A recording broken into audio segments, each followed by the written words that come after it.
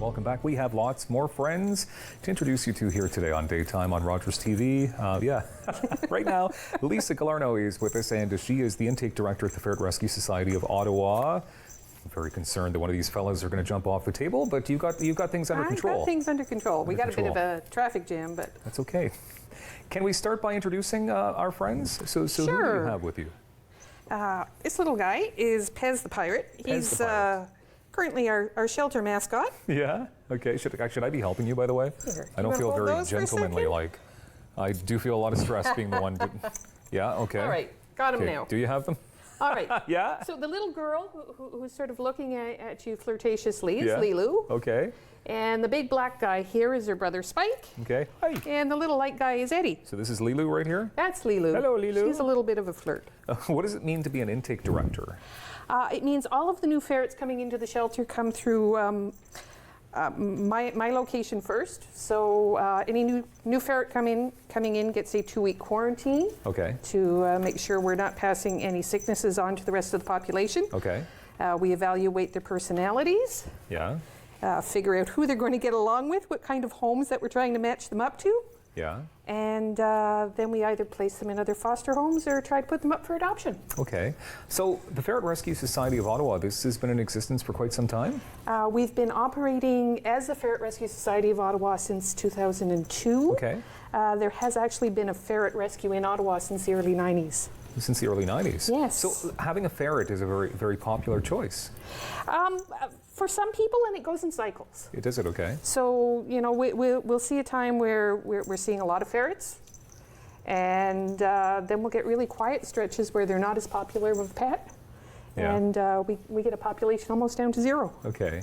Can you give us some of the misconceptions? Because some people might even be a little not freaked out by ferrets, but maybe they're just not for them because they assume certain things. So what are some misconceptions? Common misconception is that these guys are rodents. Okay. They are actually, they were actually brought to North America as mousers, so definitely not rodents. They are... I still feel like I should be helping you, but then I just don't want they are carnivores. Very definitely carnivores, as you can...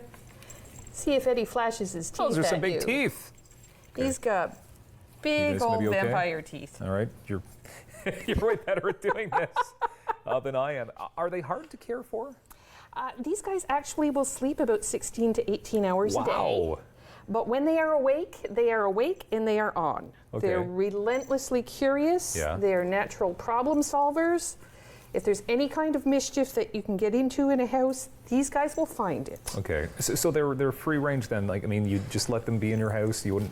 Would you have to put them in a cage? They are caged at night, for their own safety. At the rescue, of course, we've got an awful lot of them, so they're caged in shifts. Okay. Everybody doesn't get out to play at the same time because they don't always get along together. Okay, so how many ferrets would you have right now? We have 50 in our care right now. Okay, sorry, did you say 50? 50. 50. 50. Okay, so what's the best way? Obviously, you're trying to find homes for them. We're trying to find homes for most of them. Some, like Pez, are permanent residents because of medical issues. So for them, we provide a lifetime home, and we cover all of their medical costs. Yeah. For the youngsters like these, we are definitely trying to find, a good placement for them. Yeah. Do they interact well with other pets? A lot of the times they get along great with dogs and cats. Yeah. We're a little bit leery about subspecies of dogs. Obviously, dogs who are natural hunters sort of look at these guys like they might be lunch. Oh, so not a good match. That wouldn't be a good match at all.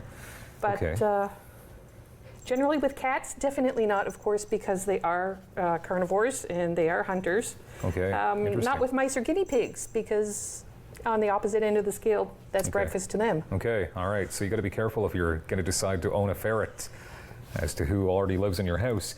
How can you tell them apart? Because there's other animals that out there, I guess, in the wild that sort of look like ferrets. So if people are maybe discovering them and they want to bring them to you? We have actually ourselves accidentally rescued the odd baby mink. Okay. Who look an awful lot like these guys, but are much broader in their muscle structure. And in the wintertime, those really sweet little white weasels with the black tips on their ears look an awful lot like white ferrets. They're actually ermine. Okay, but they're not as big as ferrets, though. Not quite as big. Of course, it depends on the ferret. As you can see, there's a significant size difference between Spike and Lilu. The females are always smaller. Okay, so that's pretty much the only reason why a ferret would be smaller. Is it female, male? Ferrets sold as pets in Ontario are actually neutered very, very young. So if these ferrets had come from a private breeder, you'd be looking at a ferret about 3 times the size. Wow. Okay. So if they're allowed to have their full growth spurt and a good stretch with their hormones, you can be looking at a 6 or 7 pound male ferret. Wow. It's a big fella. It's a big fella. Okay, so obviously, I mean, it takes cash to keep this this rescue going. So what's the best way people can help you out? We accept donations through our website, info@ferretrescue.ca if you want to contact us. Yeah. We do fundraising events, and we have a Facebook shop where we sell, well, mostly supplies geared towards ferrets and ferret lovers, but that's another great way to support us. You're also going to be set up at the Ottawa Pet Expo, which is happening the 11th and 12th? We will be at the Pet Expo on November 12th and 13th. Okay, November 12th and 13th.